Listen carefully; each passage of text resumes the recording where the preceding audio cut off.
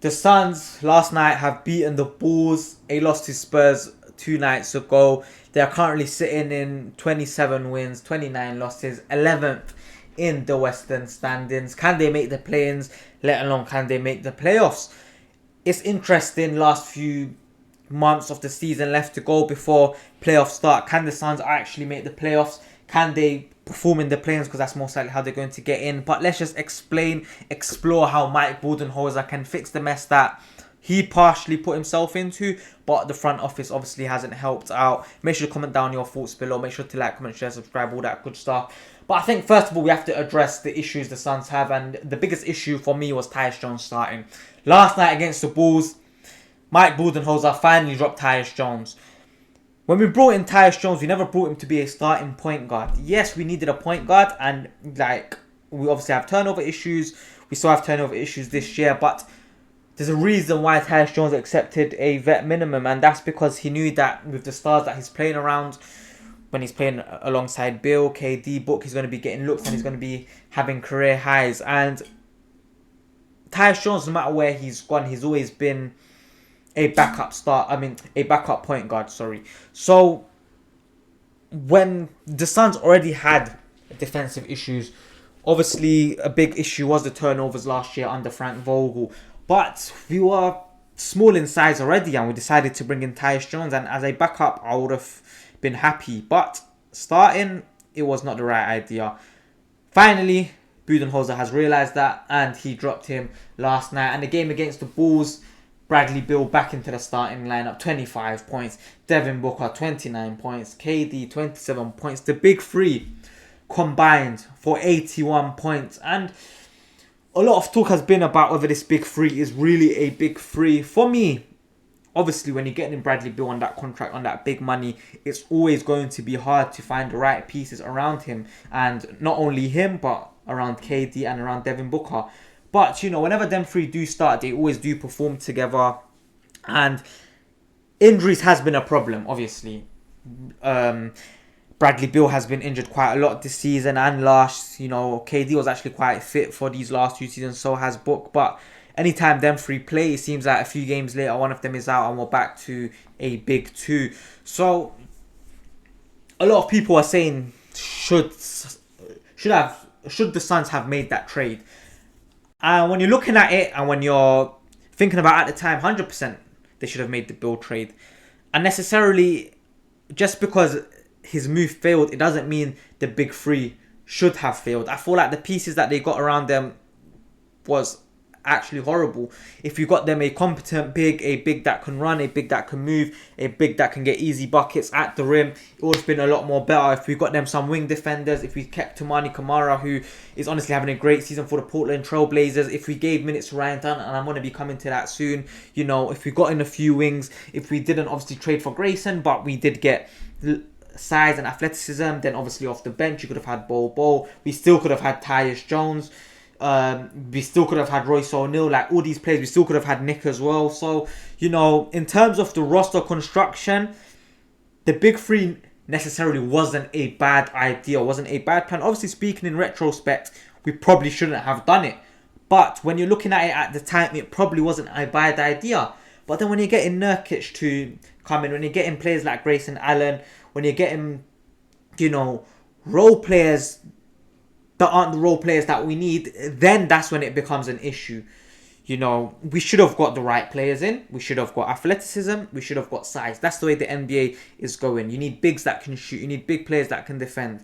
And we just simply didn't decide to bring in any. And it seems like the idea was to outscore opponents rather than actually play defense. And cool, I get it. When you have 3 players that can give you 81 combined points a night, it is doable in a way. But the way that is doable is you need surrounding players that can also perform when the chips are down. And we obviously did not build in the right way. And it is quite unfortunate that in the summer, most likely KD is going to go. Potentially Bradley Beal if we can find a suitor. But a lot of people are saying, should we have traded for Bradley Beal? In my opinion, at the time, I was excited when it happened. I thought a big three could finally perform, could finally, get results, can finally maybe win us a chip. Obviously, when you're looking at it now, it didn't work out, and that's fine. But there are still ways that we can fix this season. There are still ways we can still fix the season. I'm not saying we're going to win it, and I'm not even saying we're going to make finals. I don't think we will make it past the second round. We might not even make it past the play-ins. But the biggest issue right now for me is he's fixed the Tyus Jones issue, first of all. And congrats to Bud. It's taken him about 50 to 60 games for him to realise that Tyus Jones is not our best point guard, and he's not a good defender, and he doesn't give you 20 points tonight. I could have told you that after the first 20 games. It don't take a genius for anyone to figure that out. We finally got the ball into Beal and Booker's hand. They're a lot more better playmakers. They can create their own shot, and on defense they're a lot better than Tyus Jones, which obviously is not that hard. But back-to-back games, whether it's the Spurs or the Bulls, and even before the All-Star break, Ryan Dunn, DMP, coach's decision. And as I just said, the Suns don't play defense.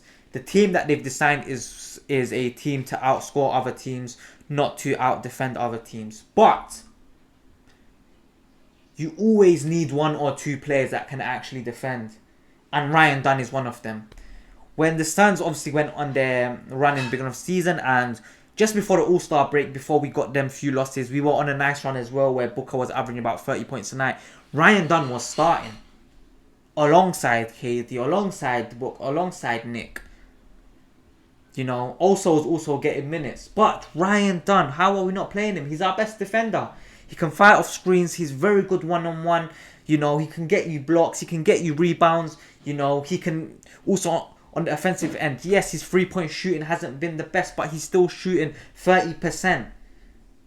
He's still shooting 30% for a first-year rookie. He can go to the rim. He can get you dunks. He could finish at the rim. He's a smart player, and he's only going to get better with more minutes. But why are we limiting him to did not play? Coach's decision. Cool, I get it when he just came back from the ankle injury. That's different. You want to manage his minutes. But we have zero good defenders out there. Our best defender arguably is a 37-year-old Kevin Durant. And we're not giving Ryan Dunn minutes. I'm seeing Tyus play 20, 30 minutes a night. He's not even offering us a lot of points. Even if you're looking at the game against the Bulls last night, I love Royce O'Neal. I love him. I've loved what he's done for this team, and ever since he's come in, he's done his role effectively. But last night he played just under 24 minutes. He got 2 points, 2 assists, 5 balls. Are you telling me you couldn't give Ryan Dunn at least 10 minutes? Same with Grayson Allen. Obviously, great 3-point shooter, and I like what he's been doing. Sometimes he does have a bit of CTE when he is playing, but last night, 24 minutes, 3 points, 4 assists, 3 rebounds. Are you telling me Ryan Dunn couldn't have done any better? And we're lucky the Bulls team is not that good, but there was times where the Bulls went on decent runs, and it required for a big 3 or a big 2 from our stars for that lead to extend. Why are we not giving him minutes? We drafted him for his defensive prowess, for his defensive ability. Obviously, there was question marks when we drafted him around his 3-point shot. But when we have zero good defenders in this team, when we have barely any defenders, when we have no size, that's when you play Ryan Dunn. That's why he was so important to this team. I don't want to talk about Toumani Camara, but I'm scared that what happened with Camara is going to happen with Ryan Dunn. Camara last night, I think he got 20 points, 10 rebounds or something like that.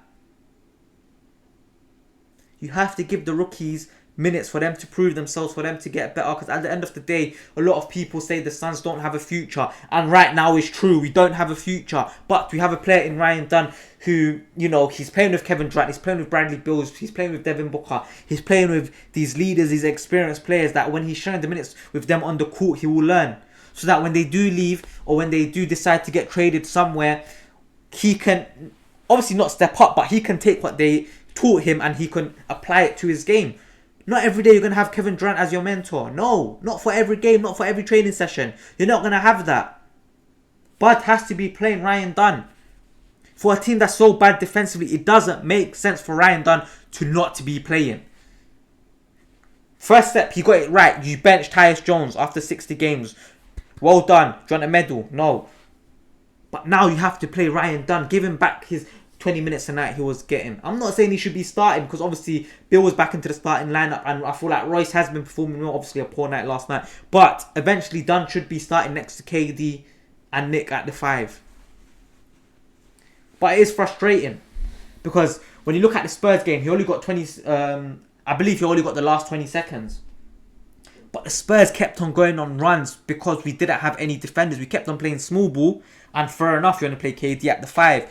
But we had 3 guards once again. And we had 0 defenders.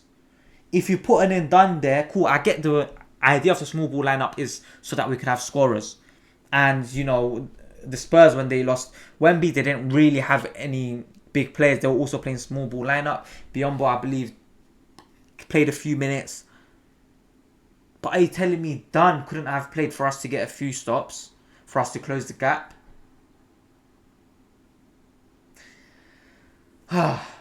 We have to give Ryan Dunn minutes, man.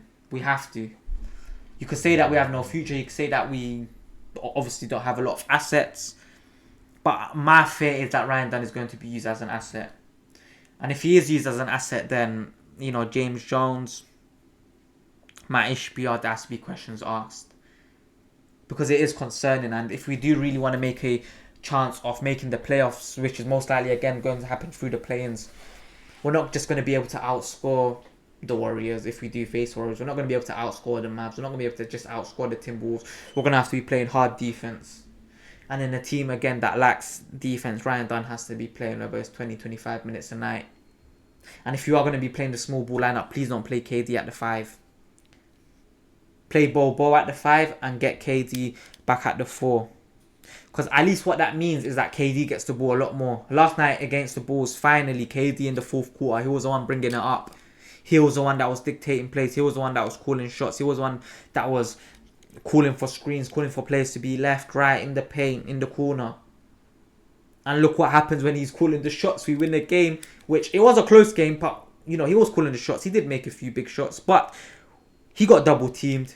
We could swing it to Booker. Booker can make a 3 or 2. We could swing it to Bill. Bill can drive in, hit a 2, hit a 3. And that's how it works. I remember last night Bradley Beal hit a big 3. That's because KD got double teamed. He passed it to Booker. Booker drived in. As he drove in, he again attracted 2 players, leaving Bill wide open for a 3. Bill drained it and we were up by 5 or 6 with literally a minute left. And that was game, basically. So, I understand where Bud is coming from. This is not a team where we're going to be able to out-defend most teams. But what we can do is that we can at least try to help on defense. If we're going to play small ball, don't put KD at the 5.